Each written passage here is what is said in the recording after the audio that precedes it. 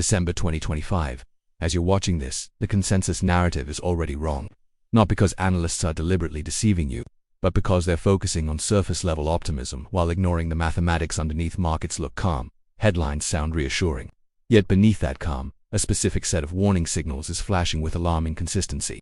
The same signals that appeared before 1929, before 2000, before 2008. Every major financial collapse in modern history followed this exact configuration, and right now all of them are active at the same time. This isn't about opinion or fear, it's about structure.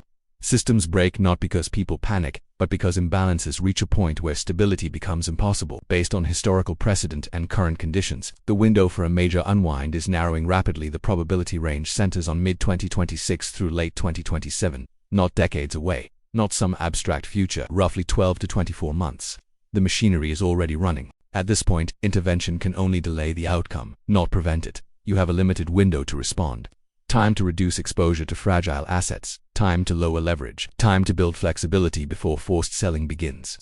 Every major crash redistributes wealth, not randomly, but systematically, from those who ignore the warning signs to those who recognize the pattern early. That transfer is already being set up. The current U.S. expansion cycle began in March 2009. That makes it the longest continuous expansion in modern economic history. Historically, economic cycles last 5 to 7 years. The previous record holder, the 1990s expansion, ran about 10 years before collapsing into the dot-com crash. This cycle is now approaching 16 years, but length alone doesn't cause crashes. Conditions do. Crashes emerge when leverage, valuation, and debt collide. Every major collapse follows the same sequence. First comes optimism and rising asset prices. Then warning indicators begin flashing while being dismissed. Next, a catalyst exposes the underlying fragility. Finally, forced selling accelerates the collapse. Today we are deep into the second phase. The warnings are no longer subtle. They are persistent, measurable, and historically consistent. History confirms this pattern repeatedly. In the late 1920s, the U.S. economy appeared unstoppable. Technological progress was transforming society. Stock prices quadrupled in under a decade. Investors borrowed heavily to amplify returns, pushing margin debt to unprecedented levels. Meanwhile, agricultural prices were already collapsing, consumer debt was surging, and the yield curve inverted, an unmistakable recession signal. Yet economists assured the public that markets had reached a permanent plateau. Within weeks, the system cracked. Over the next 3 years, nearly 90% of stock market value vanished. The same script played out 70 years later. During the dot-com era, traditional valuation metrics were dismissed as obsolete. Companies with no profits were priced as future giants. The Nasdaq quadrupled in 5 years. Margin debt surged. Corporate leverage exploded. The yield curve inverted once again. Analysts insisted the rules had changed. Then the market peaked. Over the next 2 years, nearly $5 trillion in wealth disappeared, and entire retirement plans were wiped out. In 2008, housing replaced technology as the engine of speculation. Easy credit fueled leverage throughout the system. Banks amplified risk through securitization while holding minimal capital. Warning signs appeared years before the collapse: rising defaults, inverted yield curves, extreme leverage. Officials reassured the public that the system was stable. Then a single failure triggered a global seizure. The result was the largest financial crisis since the Great Depression. 3 eras, same structure, same denial, same outcome. Now examine the present. As of late 2025, total U.S. stock market valuation is roughly $60 trillion against GDP near $26 trillion. That places the market to GDP ratio above 200%, more than double its historical average. Previous peaks occurred before major crashes and were far lower than today's level. This is not normal, it is unprecedented. The cyclically adjusted price-to-earnings ratio tells the same story. Long-term averages sit near 17. Today's readings hover close to 40. In past cycles, levels above 30 preceded severe drawdowns. Valuations this stretched have never been sustained. Mean reversion is not a theory, it is a mathematical inevitability. Leverage compounds the risk. Margin debt remains near historic highs relative to GDP.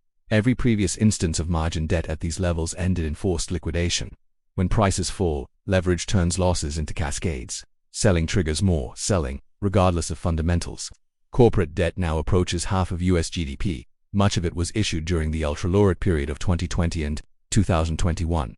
That debt is now rolling over at rates 2 to 3 times higher.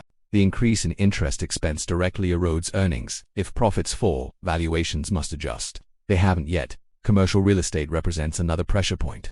Office vacancy rates remain historically elevated. Property values in many markets are down 40 to 60% from peak levels. Meanwhile, over $1 trillion in commercial real estate loans mature over the next 2 years. Many properties are underwater. Refinancing is unlikely. Defaults are inevitable.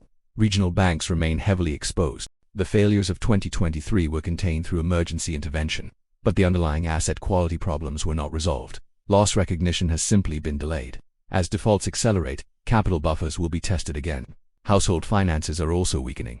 Consumer debt sits at record levels. Credit card balances carry interest rates exceeding 20%. Delinquencies are rising across credit cards, auto loans, and student loans.